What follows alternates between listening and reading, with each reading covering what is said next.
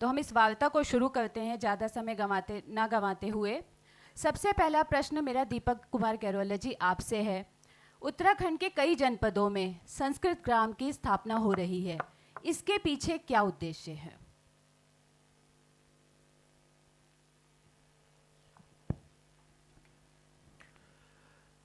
ये बहुत अच्छा आपने प्रश्न मेरे सम्मुख रखा है। अगर आप लोगों में से कई लोगों ने अगर आज सुबह माननीय प्रधानमंत्री जी की मन की बात सुनी होगी, तो आज भी और आज से लगभग 1 वर्ष पूर्व अगस्त 2024 की मन की बात में भी उन्होंने संस्कृत विषय को अपने उद्बोधन में स्थान दिया था। इससे आप समझ सकते हैं कि संस्कृत भाषा का हम लोगों के लिए कितना महत्व होता जा रहा है। उन्होंने संस्कृत भाषा का उल्लेख करते हुए हमारे वेदों, पुराणों, जितने भी हमारे उपनिषद हैं या भगवत गीता है, उन सब के बारे में उल्लेख करते हुए ये हम सबसे आह्वान किया कि धीरे धीरे हम इनका मतलब स्मरण खत्म हो चुका है इनका धीरे धीरे। तो संस्कृत ग्रामों का कंसेप्ट भी यही रहा। हमने इससे पूर्व जो भारत का पहला संस्कृत ग्राम है, कर्नाटक प्रदेश में शिवमोगा जिले के मत्तूर ग्राम में, हम सब लोग माननीय मंत्री जी के साथ अपनी एक टीम के रूप में वहाँ हमने भ्रमण किया था। और भ्रमण करने के उपरांत वैसे तो हमारी ये पहले तय हो गया था कि हमने अपने प्रत्येक ज़िले में एक ग्राम का निर्धारण करना है। तो वहाँ जब हमने भ्रमण किया तो उसके उपरांत हमने 10 अगस्त अभी इसी वर्ष माननीय मुख्यमंत्री जी के द्वारा समस्त 13 जिलों में एक ही साथ देहरादून के भोगपुर ग्राम जो हमारे डोईवाला ब्लॉक में स्थित है, वहाँ से हमने इस ग्राम का शुभारंभ किया और देश का पहला राज्य बना है जहाँ की प्रत्येक जिले में एक संस्कृत ग्राम की स्थापना की गई है। एक तो ये दूसरा जो आपका कहना था कि इसका उद्देश्य क्या है, तो उद्देश्य यही है जो माननीय प्रधानमंत्री जी की परिकल्पना है कि जो हमारी संस्कृति हम भूलते जा रहे हैं, हमारे संस्कार हम भूलते जा रहे हैं, जो हमारे पुराणों में, शास्त्रों में, संस्कृत ग्रंथों में जिनका उल्लेख है, उनको हम भूलते जा रहे हैं। तो उसको कैसे हम अपने दिनचर्या में लाएं, कैसे अपने लोगों से उसका संवाद कराएं, तो उसकी शुरुआत गांव से ही हो सकती है। गांव ही हमारी एक ऐसी यूनिट है जहां से हम किसी चीज़ का शुभारंभ करते हैं तो वो पूरे देश में फैलती है। तो हमने वहाँ पे इस तरह से कार्यक्रम रखे हैं कि जो हमारे दैनिक दिनचर्या के वाक्य हैं, लगभग 50 से लेकर 100 वाक्य, उनको हम संस्कृत में कैसे बोल सकते हैं। तो संस्कृत संभाषण शिविरों का वहाँ पे आयोजन कराया जा रहा है।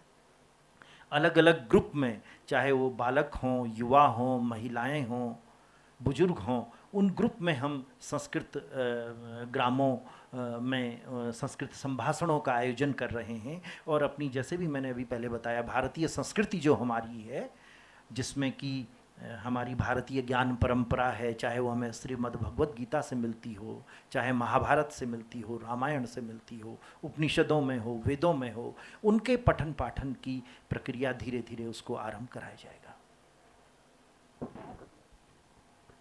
बहुत बढ़िया सर, संस्कृत के उत्थान के लिए प्रयास काफ़ी सराहनीय है। अब मैं सवाल करना चाहूँगी आदरणीय सुधा रानी पांडे जी से। मैम, सरकारी स्तर पर संस्कृत के लिए काफ़ी प्रयास किए जा रहे हैं। आप संस्कृत विश्वविद्यालय की कुलपति भी रह चुकी हैं, परंतु आपने देखा होगा कि परिणाम वैसे नहीं आ रहे हैं जैसे कि आने चाहिए थे। तो इस विषय पर आप क्या कहना चाहेंगी? बहुत बहुत बधाई। पहले तो मैं वैली ऑफ वर्ड को आभार व्यक्त करूंगी। आदरणीय गैरोला जी ने प्रस्ताव रखा कि हम संस्कृत को भी इसमें सत्र संचालित करें, और इस वर्ष ये पहली बार चालू हुआ है। हम समुद्र में बूंद की बात अपने छात्रों को और लोगों को देख रहे हैं। अगली बार हम बड़े लॉन में कई सहस्त्र छात्रों के साथ यहाँ देख सकेंगे। और उत्तराखंड में 13 जनपद के ग्राम की बात हुई है। वास्तव में उत्तराखंड संस्कृत मूल का प्रदेश ही रहा है। संयुक्त उत्तर प्रदेश के समय ही यहाँ पर ग्राम ग्राम में, आश्रम आश्रम में संस्कृत का प्रचार प्रसार रहा। आपको पता होगा कि बहुत पुराना संस्कृत विद्यालय जो पीपली गांव है, उसका नाम पौड़ी में जो है एक गांव, तो वहाँ पर युक्त प्रांत में था, जिसको कोई रेवेन्यू सरकार से मिलता उस समय, जब उत्तर प्रदेश भी नहीं। और 1931 में 31 में यहीं मान जी गुरुराम राय वाले ने और यहाँ लक्ष्मण विद्यालय की स्थापना करी थी। तो हम आज़ादी से पहले संस्कृत का विकास कर रहे थे। यह बात अलग है कि आज 200 वर्षों में अंग्रेजी के वर्चस्व के कारण संस्कृत की स्थिति लगती है, परंतु संस्कृत का ज्ञान, संस्कृत की परंपरा, संस्कृत अध्ययन कम नहीं हुआ है। आप देखेंगे पहले 2 संस्कृत विश्वविद्यालय थे, आज तमिलनाडु और बंगाल को छोड़कर सभी प्रांतों में संस्कृत विश्वविद्यालय की स्थापना हुई है और कई आयामों से संस्कृत। आपने अभी गुरुकुल के बच्चों को देखा, ठेठ परंपरागत रूप इनमें मिलेगा, और एक तरफ केंद्रीय संस्कृत विश्वविद्यालय कैंपसों में हम आधुनिक ज्ञान विज्ञान से युक्त कंप्यूटर में दक्ष लोगों को, ये भी कंप्यूटर में दक्ष है, कंप्यूटर दक्ष लोगों को देखेंगे तो ऐसा नहीं है। एक समन्वय की कमी है। संस्कृत वाले अपने क्षेत्र में काम कर रहे हैं और अन्य विधाओं वाले विश्वविद्यालय, परंतु सभी विश्वविद्यालयों में संस्कृत की पढ़ाई हो रही है, शोध भी हो रहा है। हाँ, ये बात अलग है, संस्कृत के प्रति अनुत्साह जरूर है, उसके बारे में आगे बताऊंगी। बिल्कुल सही कहा मैम आपने कि समन्वय की कमी है। दीपक जी, इसी पे मैं आपसे जानना चाहूँगी कि समन्वय की कमी कैसे है और उत्तराखंड की द्वितीय राजभाषा संस्कृत होने से क्या कोई बड़ा बदलाव देखने को मिला है? देखिए, मेरा तो ये मानना नहीं है कि समन्वय की कमी है। मैं आपको ये बता दूं कि हमारे संस्कृत शिक्षा विभाग के अंतर्गत यहाँ पे 4 संस्थाएं काम कर रही हैं। जी। तो हमारी जो संस्कृत भाषा के प्रचार प्रसार के लिए संस्कृत अकादमी है, अध्ययन के लिए जो उच्च अध्ययन होते हैं उसमें हमारे पास संस्कृत विश्वविद्यालय यहाँ पे है जी। उसके हमारे महाविद्यालय यहाँ पे हैं, उसके अतिरिक्त हमारा संस्कृत निदेशालय है, संस्कृत शिक्षा परिषद है। हर एक के अपने अपने काम डिवाइडेड हैं। जैसे संस्कृत शिक्षा परिषद हमारा पाठ्यक्रम का निर्धारण करता है, उत्तर मध्यमा और पूर्व मध्यमा के छात्रों की कक्षा 6 से 12 तक के छात्रों की, 1 से 12 तक के छात्रों की परीक्षाएं आयोजित कराता है। उसके अतिरिक्त मान्यताएं प्रदान करता है विद्यालयों को। विश्वविद्यालय हमारा कैंपस है, उसमें लगभग हमारे 500 छात्र पठन पाठन कर रहे हैं, लेकिन उससे जो एफिलिएटेड हमारे महाविद्यालय हैं, लगभग 28 महाविद्यालय हमारे उससे एफिलिएटेड हैं और जिनको कि हम वित्त पोषण करते हैं। उसके अतिरिक्त लगभग 22 यानी कि सब मिला के 50 महाविद्यालय उससे जुड़े हुए हैं, जहाँ की हमारी विभिन्न कक्षाएं चलती हैं जिनको वो मान्यता देते हैं, चाहे वो योग विज्ञान से संबंधित हो या दूसरे विषय हों। तो ये हमारा संस्कृत विश्वविद्यालय करता है। इसी तरह से संस्कृत निदेशालय के अंतर्गत हमारे पूरे उत्तराखंड में यहाँ पे लगभग 108 विद्यालय कार्यरत हैं, जिसमें इसकी 6 सरकारी हैं, 75 हमारे अशासकीय हैं जिनको हम वित्त पोषित करते हैं और 27 हमारे वित्त विहीन भी हैं। तो हर एक का अपना अपना कार्य है और हर अपने क्षेत्र में कार्य कर रहे हैं। और एक संस्कृत शिक्षा विभाग यहाँ पे नोडल एजेंसी है जिसको कि ये देखना है कि आपस में सबका समन्वय हो सके। तो हमारा भरसक प्रयास रहता है कि सब लोग आपस में मिल कर के कार्य करें और संस्कृत भाषा को, जो हमारी द्वितीय राजभाषा है, आज लगभग 15 साल इसको हो गए हैं, इसके उत्थान में और इसको आगे बढ़ाने में देश ही नहीं विश्व में भी हम इसका वर्चस्व ले रहे हैं। बहुत बढ़िया सर, बहुत ही बढ़िया, जोरदार तालियां हो सकती हैं।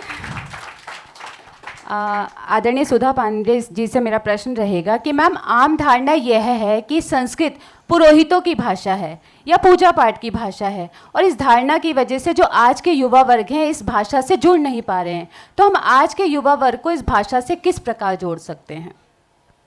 मेरा मानना है कि संस्कृत पौरोहित्य और कर्मकांड की भाषा है, इसमें दो राय नहीं, क्योंकि सारी जितने आर्ष ग्रंथ लिखे गए उसके साथ पौरोहित्य की परंपरा प्रारंभ हुई।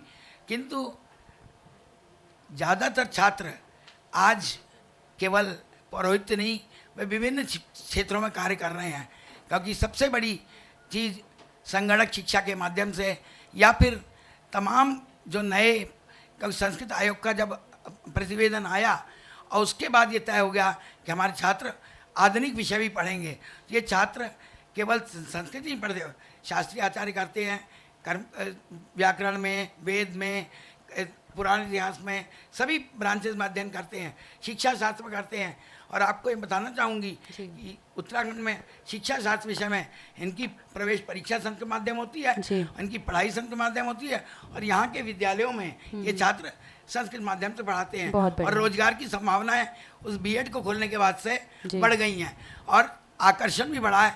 मैंने समन्वय की बात इसलिए कही थी कि प्रायः अन्य सामान्य विद्यालय और संस्कृत विद्यालय को एक दो रूप में देखा जाता है कि शायद ये किसी मामले में उनसे कमतर है, किंतु भारतीय ज्ञान परंपरा, हिंदू स्टडीज़, जिसके लिए आज पूरा विश्व कर रहा है, सारे विश्वविद्यालय में हिंदू अध्ययन केंद्र खुल गए हैं, उसके लिए यही हमारे एम्बेसडर की तरह काम करने, सूत्रधार बनेंगे। और जो कुछ भी हिंदू अध्ययन में पढ़ाया जा रहा है वो सब कुछ ये पढ़ रहे हैं, सीख रहे हैं और दूसरों को भी ज्ञान की परंपरा फैलाएंगे। तो वैश्विक स्तर पर संस्कृत का प्रचार प्रसार बहुत अधिक बढ़ा है।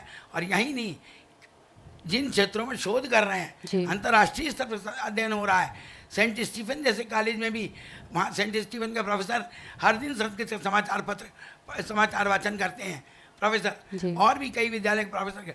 तो विभिन्न रूपों में मुख्य विद्यालयों के साथ ये बात अलग है कि सामान्य विद्यालयों में, इंटरमीडिएट में, डिग्री कॉलेज में संस्कृत छात्र संख्या कम हो रही है। उसके प्रति सबसे बड़ा कारण ये है शायद संस्कृत में रोजगार नहीं मिलेंगे। प्रवक्ता पद को छोड़कर शायद कोई संस्कृत में रोजगार नहीं है, पर संस्कृत में शोध के बहुत अधिक आयाम हैं। और यदि उसको अधिक प्रचार प्रसार के द्वारा, जो अब संस्कृत विश्वविद्यालय या संस्कृत शिक्षा विभाग या हमारे संस्कृत छात्र करेंगे, क्योंकि जिस समय ये पूरे प्रदेश में रैली निकालते हैं, आयोजन करते हैं, तो उस समय लगता है सारा संसार संस्कृतमय है। और किसी परिसर में आप चले जाइए तो लगेगा आप भारतीय संस्कृत के ज्ञान भंडार में बैठे हुए हैं। जी, बहुत बढ़िया मैम। दीपक कुमार गैरोला जी, जैसे मैम ने कहा कि संस्कृत में रोजगार की कमी है, तो आप क्या इस देवभूमि में देववाणी की स्थिति पर प्रकाश डालने की कोशिश करेंगे? जैसा कि अभी आपने मैडम से प्रश्न पूछा था, मैं उसी को आगे बढ़ाते हुए बताऊंगा। जी। अभी मैंने आपको संस्कृत शिक्षा परिषद की बात की थी उत्तराखंड की। इसी वर्ष से हमने अपने छात्रों को, जो पूर्व मध्यमा उत्तर मध्यमा के छात्र हैं, उनको विज्ञान एवं गणित विषय पढ़ाने की भी संस्तुति दे दी है। जी। तो उससे क्या हो गया है कि हमारे जो बच्चे, संस्कृत के जो छात्र, ये सोचते थे, जैसे आपने कहा था कि हम पौरोहित्य और कर्मकांड में ही आगे बढ़ पाएंगे, अब ऐसा नहीं होगा। जो जिसकी इच्छा होगी, और भारतीय जो हमारी शिक्षा नीति है NEP 2020, वो भी यही चाहती है कि बच्चों का सार्वभौमिक विकास हो। तो वो कैसे होगा? तो अगर गणित और विज्ञान मेरा संस्कृत का जो पारंपरिक छात्र है वो विषय भी लेता है, तो JEE का इम्तान दे पाएगा, नीट का इम्तान दे पाएगा, तो इंजीनियरिंग और डॉक्टरी के क्षेत्र में तो उसका वो खुल ही जाएगा। तो निश्चित रूप से रोजगार की संभावनाएं बढ़ाएंगी। और दूसरा, हम अपने छात्रों को जिसको बोलते हैं प्रोत्साहित करने के लिए, हमने अपने यहाँ एक तो अनुसूचित जाति जनजाति की हमारे यहाँ छात्रवृत्ति हमने रखी है, जिससे कि जो नीचे के तबके के लोग हैं, और ऐसा माना जाता है कि संस्कृत उच्च तबके के लोगों की भाषा है, उस भ्रांति को दूर करने के लिए हम प्रोत्साहित करते हैं कि हमारे नीचे के तबके के लोग भी ऊपर आएँ और संस्कृत भाषा को सीखें और इसमें पंडित बने। उसके साथ साथ बालिका क्या होती है कि बालिका को आपने अगर संस्कृत शिक्षा दे दी तो वो संस्कार से ओतप्रोत हो जाती है। और निश्चित रूप से, क्योंकि बालिका दो घरों को रोशन करती है, शादी से पूर्व अपने मायके को और शादी के उपरांत अपने ससुराल को, तो कम से कम 2 परिवारों को वो सुसंस्कृत करेगी, संस्कारित करेगी। तो बालिका छात्रवृत्ति भी हमने अपने यहाँ प्रारंभ की है, गार्गी छात्रवृत्ति नाम से। तो बालिकाओं में भी हम संस्कृत शिक्षा के बढ़ावे के लिए कार्य कर रहे हैं। और इसके तहत अभी हमने उत्तराखंड जो संस्कृत विश्वविद्यालय, जिसकी मैं बात आपसे कर रहा था, अभी इसी वर्ष हमारा 150 छात्राओं के लिए बालिका छात्रावास बनाया जा रहा है। तो निश्चित रूप से जो अगला सेशन होगा 2026-27 ऑनवर्ड्स, हम तो उसका अभी से प्रचार प्रसार कर रहे हैं कि हमारे देश ही नहीं, विदेशों में भी जो भारतीय समुदाय के लोग रह रहे हैं और जो भारतीय समुदाय के नहीं भी हैं, जिनका संस्कृत शिक्षा के प्रति अनुराग है, अगर वो भी संस्कृत शिक्षा ग्रहण करना चाहें और अपनी बेटियों को, बालिकाओं को यहाँ भेजना चाहें, तो निश्चित रूप से बिना किसी डर के भेज सकते हैं। कि हरिद्वार एक ऐसी नगरी है जिसमें कि हर देशवासी आना चाहता है, और विदेश में भी, क्योंकि भारत का वर्चस्व विदेशों में भी फैल रहा है, तो विदेशों में भी हरिद्वार विश्व के फलक पे है। तो निश्चित रूप से विदेशों से भी अपनी बालिकाओं को, बेटियों को पेरेंट्स जो हैं, गार्जियन जो हैं भेजना चाहेंगे, तो निश्चित रूप से छात्राओं में भी संस्कृत शिक्षा के प्रति अनुराग उत्पन्न होगा, उसकी बढ़ोतरी उत्पन्न होगी। और अभी मैं आपको ये बता दूं कि मैं अभी लगभग 2 हफ्ते पहले दिल्ली में भारत सरकार के विदेश मंत्रालय में विदेश सचिव कई कंपार्टमेंट में होते हैं। फॉरेन सेक्रेटरी तो एक होते हैं हमारे, लेकिन जैसे विदेश सचिव पूर्व, विदेश सचिव दक्षिण, विदेश सचिव पश्चिम, इस तरह से कुछ वहाँ पद हैं। तो मैं 2 विदेश सचिवों से मिला था और उनसे मैंने अनुरोध किया है कि हमारे जो ये संस्कृत है, क्योंकि ये सुनने में आता है और जो चीज़ सुनने में आती है वो धरातल पे तभी आती है जब उसको कागज़ पे लिया जाए, क्योंकि सरकार में हमारा कार्य तो कागज़ पे ही होता है। तो मैंने उनसे अनुरोध किया है कि विश्व में जहाँ कहीं भी संस्कृत भाषा की डिमांड हो, संस्कृत शिक्षा की डिमांड हो, कृपया आप हमें सहयोग करिए, हमें हेल्प करिए। और हमने दोनों विदेश सचिवों को पत्र निर्गत किए हैं कि किसी तरह से अपने राजदूतों और उच्चायुक्तों के माध्यम से विदेशों में, करीब हमारे 200 प्लस सॉवरेन कंट्रीज़ हैं पूरे विश्व में, तो उनसे अगर संस्कृत की डिमांड आएगी तो निश्चित रूप से जो मैं अभी 2-3 चीज़ें आपको बताया, विज्ञान गणित हो गया, बालिका हो गया, अनुसूचित जाति जनजाति हो गया, इन सब समूहों को जब हम आगे बढ़ाएंगे तो संस्कृत शिक्षा केवल पौरोहित्य और कर्मकांड की ही शिक्षा न रह करके हमारी विश्व भौमिक सार्वभौमिक शिक्षा बन जाएगी। बहुत बढ़िया सर, बहुत ही बढ़िया। मैं सर अगला प्रश्न भी आपसे ही करना चाहूँगी कि हम उच्च शिक्षा की बात तो करते हैं, परंतु माध्यमिक शिक्षा और ख़ास तौर से जो अंग्रेजी माध्यम के विद्यालय हैं, जहाँ पर कक्षा 5 से संस्कृत शुरू होती है और कक्षा 8 में आके समाप्त हो जाती है, या वैकल्पिक विषय के रूप में संस्कृत है, तो इस विषय पर आप क्या कहना चाहेंगे और इसके लिए क्या प्रयास किए जा सकते हैं? मैं आपको एक सूचना दे दूं कि ये बात पहले तक थी, लेकिन अभी कुछ माह पूर्व माध्यमिक शिक्षा विभाग ने हमारे माननीय शिक्षा मंत्री और माननीय मुख्यमंत्री जी की पहल पे कक्षा 3 से जी सरकारी विद्यालयों में संस्कृत शिक्षा अनिवार्य कर दी गई है। कक्षा 3 से।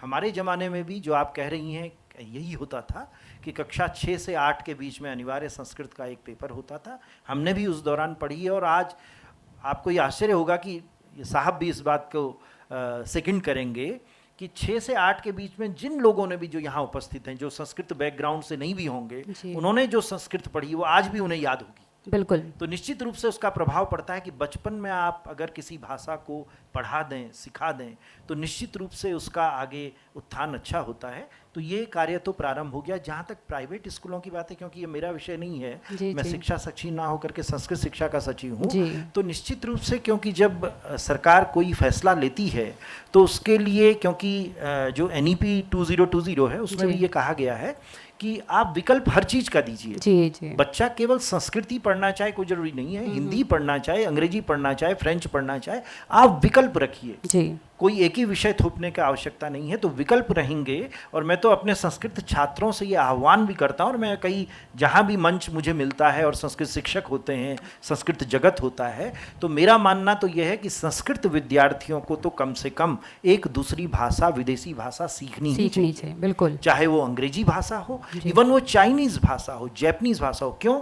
उसका कारण क्या है? हमारे जितने भी पुराण हैं वो तो संस्कृत में है, तो संस्कृत तो वो ग्रहण कर लेंगे, लेकिन अगर वो चाइनीज़ जान सकते हैं, अंग्रेजी जानते हैं या स्पेनिश जानते हैं, तो उस भाषा में उन ग्रंथों का अनुवाद करके उन देशों में हमारे ग्रंथों का ज्ञान पहुंच पाएगा, तो हमारे जो भारतीय ज्ञान परंपरा है उसका विदेशों में भी प्रचार प्रसार होगा। ये मेरा मानना। जी, बहुत बढ़िया सर, थैंक यू। मैं डॉक्टर सुधा रानी पांडे जी से पूछना चाहूँगी कि मैम, जहाँ एक तरफ हम कंप्यूटर युग की बात करते हैं, वहीं दूसरी तरफ संस्कृत के प्रति इतनी उदासीनता क्यों है? मेरा मानना उदासीनता नहीं है, और सब लोग यहाँ बैठे हुए जानते हैं, आदरणीय इंदु पांडे जी भी इस बात के गवाह हैं कि सबसे पहले जोनाथन डंकन ने क्वींस कॉलेज बनारस में खोला था अंग्रेजी के दौर, और उन यूरोपियन नहीं, सारे भारतीय ग्रंथों का अध्ययन करके अंग्रेजी में अनुवाद करके यूरोप को उस ज्ञान से परिचित कराया। तो वैश्विक स्तर पर संस्कृत की स्थापना आज़ादी से बहुत पहले हो चुकी थी, और आज भी संस्कृत का स्तर किसी भी मामले में प्रचार प्रसार कम नहीं है। और आप जानकर आश्चर्य करेंगे कि IIT के तमाम आदरणीय गरोला जी मिल के आए हैं, मल्हार कुलकर्णी उनके बेटे, और संस्कृत के विद्वान मिलकर गणक पाणिनियम के आधार पर, पाणिनि व्याकरण और संगणक के आधार पर शोध कर रहे हैं, ताकि आज कृत्रिम बुद्धिमत्ता वाला जो संस्कृत का आयाम है, जिसके माध्यम से हम अधिक से अधिक लोगों को, और आप आश्चर्य करेंगे कि संस्कृत के सारे फॉन्ट में हर दिन आप देखिए, एक नाम जगदीश डाभी का और कई सारे नाम हैं जो लगातार अपने कार्यक्रम ऑनलाइन संस्कृत शिक्षण, डॉक्टर मदन मोहन झा ने कोरोना काल में इतने ऐप बनाए कि सरल संस्कृत शिक्षण से सबको सीखता है। और संस्कृत आप जानते हैं उत्तराखंड आर्ष राज्य रहा है, आर्षखंड रहा है। सारे पुराण वेदव्यास ने जितना भी लिखा तो संस्कृत की गंगोत्री की धारा की तरह या हिमालय की तरह संस्कृत का मूल रूप उत्तराखंड का ही मूल धारा है, वह कभी समाप्त भी नहीं हो सकती। हम कभी, आप जब ऊपर श्रीनगर से आइए, पूरी धारा कभी बहुत चौड़ी दिखाई देती, कहीं पतली दिखाई देती, पर धारा का प्रवाह कहीं नहीं रुकता, और वो आगे जाते जाते गंगा सागर मिलती है। उसी प्रकार संस्कृत धारा अनवरत अनिविच्छिन्न रही है, और हम उससे आज के 21वीं शताब्दी में संस्कृत को हम नए रूप में पा रहे हैं कि जितना ज़्यादा हम उत्तर भारतीयों की अपेक्षा दक्षिण भारतीयों ने, विदेशियों ने अध्ययन किया है, उतना अधिक हमें लगता है कि शायद अभी हम, और क्योंकि वे अनुवाद के माध्यम से पहुंचते चले गए, और हमारे छात्र जिस रूप में दक्ष हो रहे हैं, एक दिन अगर डिबेट करी जाए, हमारे संस्कृत छात्र संस्कृत में बोले, उसी विषय को अंग्रेजी वाले बोले, मेरा अनुमान है हमारे संस्कृत छात्र जीत जाएंगे उसमें। तो वह भाषा के प्रवाह, भाषा संस्कृत से होती है, भाषा विज्ञान के अंतर संस्कारों चलती है। ये बच्चे जिनके माता पिता ने इस भारतीय संस्कृति संस्कार को बचाए रखने के लिए अपने बच्चों को पढ़ने भेजा, निश्चय ही वो पूरे देश के कर्णधार हैं, जो कि वह एक भारतीय ज्ञान परंपरा को दूर तक पहुंचाएंगे। एक पुस्तक है मधुसूदन ओझा की इंद्र विजय, उसमें पहला चैप्टर है भारतवर्षीयोपाख्यान। वो चैप्टर सबको पढ़ना चाहिए कि किस तरीके से उन्होंने भारतवर्ष शब्द की व्याख्या की है, और किस तरीके से उन्होंने वैज्ञानिक कक्ष बताए हैं, एक एक सूक्त में क्या क्या चीज़ आई है। तो उसके अंतर्गत भारतवर्ष और इंडिया की बहुत बात चलती है, तो भारतवर्ष की पूरी व्याख्या उस इंद्र विजय नामक पुस्तक में की गई है।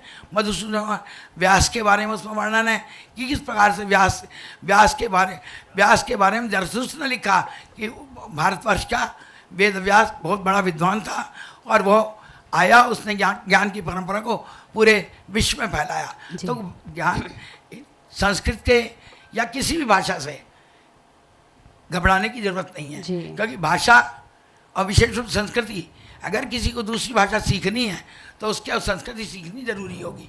भाषा विज्ञान, सारी भारतीय भाषाओं के अंतर संबंध संस्कृत से ही शामिल है। जो भाषा वैज्ञानिक है उन्हें पता है कि किन सूत्रों से हम अंदर खाने, जो पाली, प्राकृत, अपभ्रंश, उसके बाद हिंदी आई, तो अंततः होता, और अंग्रेजी से भी इसके तादाद में स्थापित किया जाता है।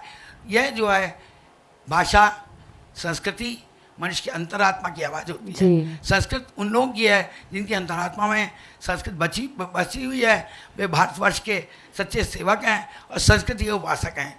जी, बहुत बढ़िया मैम कि संस्कृत के उपासक हैं। मैं अंतिम सवाल दीपक जी आपसे लेना चाहूँगी कि उत्तराखंड में लोक संस्कृति और पर्यटन को बढ़ावा देने में आप संस्कृत का योगदान किस रूप में देखते हैं? निश्चित रूप से ये आपका बहुत अच्छा प्रश्न है, और ये प्रश्न जो है संस्कृत के जो हमारे विद्यार्थी हैं, इवन हमारे शिक्षक हैं, उनको रोजगार से जोड़ने की तरफ मोड़ता है। बहुत बढ़िया। तो पर्यटन जो हमारा एक सबसे बड़ा व्यवसाय है हमारे प्रदेश का, तो पर्यटन के रूप में जब विदेशी यात्री यहाँ आते हैं, इवन देशी यात्री यहाँ पे आते हैं, तो अगर उसमें हम जो गाइड हैं, अगर हम संस्कृत भाषा के रूप में गाइडों को विकसित कर सकें, जी बिल्कुल, तो निश्चित रूप से एक रोजगार की उसमें बढ़ोतरी होगी। और हमारे प्रदेश का जो स्वरूप है, जैसे मैडम भी अभी बता रही थी कि जैसे हरिद्वार हमारे यहाँ है, योग नगरी ऋषिकेश हमारे यहाँ है, तो निश्चित रूप से इस पूरे क्षेत्र में संस्कृत वांग्मय का माहौल बनेगा, और संस्कृत का प्रचार प्रसार आगे बढ़ेगा। लेकिन इससे पहले कि मैं अपनी बात समाप्त करूं, मैं थोड़ा बहुत आपको ये बताना चाहूँगा कि संस्कृत अभी जैसे कंप्यूटराइजेशन का आपने बात किया जी, तो आपको ये मैं बता दूं कि विश्व में, जैसे मैडम ने भी कहा, क्योंकि ये सब लोगों के इसी तरह के मंच जो होते हैं, उन मंच के माध्यम से हम अपनी बातें कह करके देश विदेश में अपना प्रचार होता है, हम ये मान सकते हैं कि इस माध्यम से होता है। तो जैसे आपने कंप्यूटराइजेशन की बात की, आपको एक और मैं अच्छी बात यहाँ पे बताऊंगा कि हमारा जो उत्तराखंड संस्कृत विश्वविद्यालय है, संस्कृत विश्वविद्यालय ने IIT रुड़की, जो कि हमारा प्रतिष्ठित प्रतिष्ठान है पूरे भारतवर्ष का, उत्तराखंड में स्थित है, उनके साथ हम संस्कृत में AI प्रयोग पे प्रोजेक्ट कर रहे हैं। बहुत बढ़िया। और उसके लिए हमने भारत सरकार से भी MOU तो हम IIT रुड़की के साथ कर चुके हैं, और भारत सरकार से हमारी कोशिश है कि उस प्रोजेक्ट को हम किसी तरह से भारत सरकार से हम उसको फंडिंग करा दें। उसी तरह से हमारे लगभग 1.5 दर्जन प्रोफेसर गण हैं हमारे विश्वविद्यालय में। तो लगभग हर प्रोफेसर महोदय जो हैं वो 3 प्रोजेक्ट भारत सरकार को, विभिन्न जो मंत्रालय हैं हमारे संस्कृत शिक्षा से संबंधित मंत्रालय तो शिक्षा मंत्रालय है, लेकिन उसके अतिरिक्त संस्कृति मंत्रालय है, या विज्ञान एवं प्रौद्योगिकी मंत्रालय है, या इलेक्ट्रॉनिक्स एंड सूचना प्रौद्योगिकी का मंत्रालय, इतने विभिन्न जो मंत्रालय हैं भारत सरकार में, उनके माध्यम से भी हम संस्कृत को बढ़ावा देने के लिए फंडिंग की व्यवस्था कर रहे हैं। और अभी संस्कृत ग्राम की आपने बात कही थी, केंद्रीय संस्कृत विश्वविद्यालय इसमें हमें फंडिंग कर रहा है, जो हर जिले में हमारे 13 संस्कृत ग्राम हैं। हमारी उनसे बात हुई है, फरवरी माह में वो उसका ऑडिट करेंगे। ऑडिट करके उन्हें वो मॉडल सक्सेसफुल लगा तो हमारा प्रयास ये रहेगा कि अभी एक जिले में एक संस्कृत ग्राम है, तो हम कम से कम एक विकास खंड में एक संस्कृत ग्राम अगले वर्ष प्रारंभ। बहुत सुंदर, बहुत ही तो हमारे 95 विकास खंड हैं, तो हमारे 95 संस्कृत ग्राम बनेंगे। और अल्टीमेट एम ये है कि आने वाले 3 से 5 सालों में हम ग्राम पंचायत स्तर तक, गांव स्तर तक जाएं। और अल्टीमेट गोल जो आज माननीय प्रधानमंत्री जी ने भी अपने मन की बात में कहा है कि हमें ग्रहे ग्रहे संस्कृतम करते हुए हर घर में संस्कृत का अलख जगाना है। और इसमें केवल संस्कृत जगत ही नहीं, पूरे समाज की हमें सहयोग की आवश्यकता होगी। तो मैं आपके प्लेटफॉर्म के माध्यम से पूरे समाज से आह्वान करता हूं कि इसमें आप सभी के सहयोग की आवश्यकता हमें पड़ेगी। बहुत सुंदर सर, बहुत ही बढ़िया। अभी हमने सरकार के पक्ष के रूप में आदरणीय गैरोला जी को सुना और संस्कृत विद्वान के रूप में आदरणीय सुधा रानी पांडे जी को सुना। अब मैं आदरणीय डॉक्टर इंदु कुमार पांडे जी से जानना चाहती हूँ कि सर, जिस तरह से संस्कृत का फैलाव होना चाहिए था, उस तरह से लोग, आम आदमी संस्कृत से क्यों नहीं जुड़ पा रहा है? आपकी क्या इस पर राय है और क्या प्रयास होने चाहिए और नीति भी क्या होनी चाहिए सर आगे सरकार की तरफ से? मैं जिक्र करना चाहूँगा इसी परिसर में जी 2 साल पहले, 2 या 3 साल पहले जी स्वर्गीय श्री विवेक देबरॉय आए थे जी। उन्होंने महाभारत का और रामायण का अंग्रेजी अनुवाद किया है जी। और उन्होंने कहा कि अधिकतर अनुवाद भारतीयों ने बहुत कम किए हैं। जी। ज़्यादातर कार्य जो हुआ है, शुरुआत में विल्सन जोन्स ने जी इस भाषा के बारे में लिखा, जी। फिर मैक्स म्यूलर का बहुत वो है। विल्सन जोन्स ने कहा कि संस्कृत जो है ये ग्रीक के मुकाबले अधिक निर्दोष है जी। इसमें दोष नहीं है भाषा में, और लैटिन के मुकाबले ये अधिक समृद्ध है और दोनों भाषाओं से इसका घनिष्ठता का संबंध है, लेकिन ये उनसे बेहतर भाषा है। और मूलतः Indo European group of languages, भारतीय और यूरोपीय जो भाषा समूह है, समुदाय है, उसका ये एक भाग है जी। वाचस्पति गैरोला जी ने संस्कृत का साहित्य का इतिहास लिखा है जी। उसमें उन्होंने कुछ बड़ी समीक्षाएं की हैं। पहली उन्होंने ये कहा कि जो भी ज़्यादातर बुद्धिजीवियों के मत हैं, जिन्होंने या भाषाविदों के मत हैं जी, अधिकांश मतानुसार संस्कृत कभी आम बोलचाल की भाषा नहीं रही। जी जी। ये अभिजात्य वर्ग में या आर्यों की भाषा थी और आर्य को जाति के रूप में नहीं देखा गया। आर्य को एक भाषा को जो स्वीकार करते हैं उसके रूप में देखा गया है और ये विद्वज्जनों की भाषा थी। जी बिल्कुल। इसीलिए इसका साहित्य सबसे ज़्यादा समृद्ध है। साल भर पहले एक यहाँ भाषण हुआ था स्वर्गीय श्री सुरजीत दास स्मृति व्याख्यान माला में उनका गणेश देवी जी का जी। वो बहुत सुविख्यात भाषाविद हैं। हाँ जी। उन्होंने कहा भारतीय संस्कृति को उन्होंने या भारतीय सभ्यता को एक भाषाई सभ्यता के रूप में अध्ययन किया है। जी। उनका ये कहना था कि बहुत पुराने समय से स्लो माइग्रेशन होता था और लोग धीरे धीरे जहाँ वो देखते थे कि प्रचुर मात्रा में प्राकृतिक संसाधन उपलब्ध हैं वहाँ पे बसावट हो जाती थी, वहाँ बस जाते थे।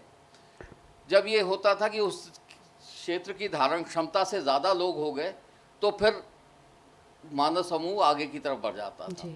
और वहाँ फिर भाषा का विकास होता था स्थानीय रूप पे, और इसलिए वो भाषा समय समय पर बदलती जाती है। जी। विल्सन जोन्स ने भी कहा है और ये भी है कि हमारे पास जो सिंधु घाटी सभ्यता थी जी। उस समय क्या भाषा थी उसके बारे में कोई जानकारी नहीं है, अभी तक कोई बहुत ज़्यादा जानकारी नहीं है। तो आरंभ होता है वैदिक संस्कृत। जी। वैदिक संस्कृत कालांतर में लौकिकी में परिवर्तित हुई बिल्कुल। और उसके उदाहरण है इसे हमारे दोनों जो महाकाव्य हैं रामायण और महाभारत, जी। वो एपिक विद इन एपिक्स कहा गया है, महाकाव्य में महाकाव्य। और महाभारत तो जो है वो होमर का जो इलियड और ओडिसी को अगर आप जोड़ दें जी। तो उसका 8 गुना है आकार में, जी। लगभग 1 लाख से अधिक उसमें श्लोक हैं। तो जो बात हो रही थी, चर्चा हो रही थी कि संस्कृत की आवश्यकता क्यों है? संस्कृत की आवश्यकता मेरे विचार से इतना समृद्ध साहित्य कहीं उपलब्ध नहीं। बिल्कुल सर, बिल्कुल। महाभारत के बारे में कहा गया है यद यहस्ति तद अन्यत यद इन्नास्ति तद न क्वचित, कि जो इसमें है वो तो शायद किसी आपको और ग्रंथ में मिल जाएगा, जो इसमें नहीं है वो किसी ग्रंथ में नहीं मिलेगा। जी। एक समस्या जो हुई मेरे ख्याल से साहित्य के बारे में भी, वो सही जो बाद का साहित्य कालिदास के बाद का साहित्य है या और है जी। वो तो लिखित साहित्य मिल जाता है। आरंभिक परंपरा जो वैदिक वाङ्मय में है या वैदिक साहित्य में, वो श्रुति और स्मृति की परंपरा है। जी। तो भाषा एक माध्यम जी। वाणी के रूप से, इसीलिए हम कहते हैं ना कि परा पश्यन्ति मध्यमा वैखरी। तो वो एक आइडिया है, विचार है, जो विचार जब अव्यक्त है जी। और जब वो व्यक्त हो जाता है तब फिर वो भाषा के रूप में, शब्दों के रूप में सामने आता है। जी। जी। तो उस और वो शुरुआत में प्रारंभिक समय में वैदिक वाङ्मय को हम 4 हिस्सों में विभाजित करते हैं, संहिता और ब्राह्मण ग्रंथ जो कर्मकांड है, और जो वेदांत है आरण्यक और उपनिषद। वो परंपरा पठन पाठन की परंपरा थी जी। गुरु के माध्यम से, सूत्रों के माध्यम से। अब सूत्र में तो केवल वो बहुत कंडेंस फॉर्म जी। अगर आप किसी को देखें ये ब्रह्म सूत्र अथा तो ब्रह्म जिज्ञासा। जी। जी। सांख्य के सूत्र देखें, अष्टो प्रकृति अथा तो तत्व जिज्ञासा, अष्टो प्रकृति षोडश विकारा। वो कहीं ये नहीं बता रहा कि 8 प्रकृतियां कौन है, मूल प्रकृति क्या है और षोडश विकार क्या है। वो गुरु ने तो जो कारिकाएं थी, जो भाष्य थे, उसके माध्यम से उसका विस्तार होता था। अधिकतर ये कहा जाता है जैसे वेद में भी सामवेद की 1000 से अधिक शाखाएं थी। अब ये सही है कि गलत है ये कहना बड़ा मुश्किल है, लेकिन आज की तारीख में जो हमको संहिताओं की शाखाएं मिलती हैं वेदों की, वो बहुत ही सीमित शाखाएं हैं। परंतु सर मैं आपसे जानना चाहूंगी कि सरकार क्या नीति बनाए संस्कृत को बढ़ावा देने के लिए, इस परिप्रेक्ष्य में आपसे। ये 2 चीजें हैं जी। नीति व ये संस्कृत का, जो मैंने कहा कि संस्कृत का जो सबसे बड़ी चीज है वो है संस्कृत का साहित्य। इतना समृद्ध साहित्य कहीं नहीं है, और ये अनिवार्य रूप से नहीं हो सकता। अगर आप किसी विषय को अनिवार्य कर दें उससे नहीं होगा, क्योंकि संस्कृत कभी बोलचाल की भाषा रही नहीं। प्राकृत था, अभ्रंश था, और उसी से बाद में मागधी आई, और तमाम ये जितनी पश्चिम की भाषाएं हैं, पूर्वी प्रदेश की भाषाएं, ये सब उत्तर भारत की अधिकांश भाषाएं इसी से निकली। खरी वो ये हिंदी तो बहुत बाद में आई जी। बल्कि हिंदी से पहले मेरे ख्याल से उर्दू आ गई थी, क्योंकि वो फारसी और पंजाबी से शुरुआत हुई और बाद में फारसी और उर्दू का इसका हिंदी का मेल हुआ, दक्षिणी बल्कि दक्षिणी से आई। और इसी तरह से दक्षिण भारत की जो भाषाएं हैं उनकी मूल भाषा तमिल है, तमिल से तेलुगु आई, तमिल से कन्नड़, और कन्नड़ और तमिल का फिर तेलुगु और अंतर्गत मलयालम। जो हमें मुख्य जो जैसा विवेक देबरॉय जी ने भी कहा कि सबसे बड़ी जो आवश्यकता है वो है इसके लोकीकरण की, डेमोक्रेटाइजेशन। बिल्कुल। जैसे संस्कृत में हुआ, वैदिक संस्कृत और लौकिक संस्कृत में अंतर था। लौकिक संस्कृत में यास्क का निरुक्त और पाणिनि का अष्टाध्यायी के बाद की संस्कृत अंतर है। सब जो महत्वपूर्ण विषय है वो ये है कि कैसे लोगों को इसमें रुचि पैदा, और रुचि पैदा करने के लिए हमको कहीं ना कहीं महाभारत क्यों इतना लोकप्रिय हो गया।